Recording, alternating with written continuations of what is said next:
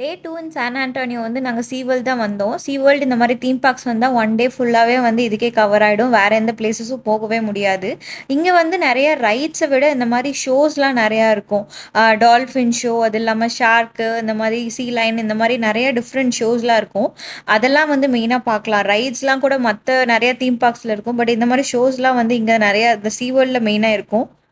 இந்த வீடியோல நான் ஒரு சில மெயின் கிளிப்பிங்ஸ்லாம் தான் காமிச்சிருக்கேன். கண்டிப்பா வந்து ஃபுல் வீடியோல வந்து அப்லோட் பண்றேன். நெறையா ஷோஸ் வந்து ரொம்பவே சூப்பர்வா இருந்தது. அது இல்லாம ரைட்ஸும் ரொம்ப த்ரில்லிங்கா இருந்தது.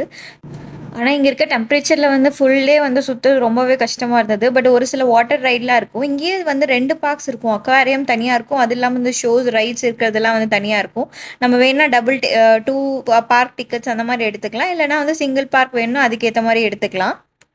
லாஸ்ட் டைம் ஃப்ளோரிடா போயிருந்தப்போ சீ வேர்ல்டு வந்து மிஸ் பண்ணிட்டோம். பட் இங்க வந்து சீ வேர்ல்டு கவர் பண்ணியாச்சு. ரொம்பவே சூப்பர்வா தான் இருந்தது. ஃபுல் வீடியோல அப்லோட் பண்றேன். செக் பண்ணி பாருங்க.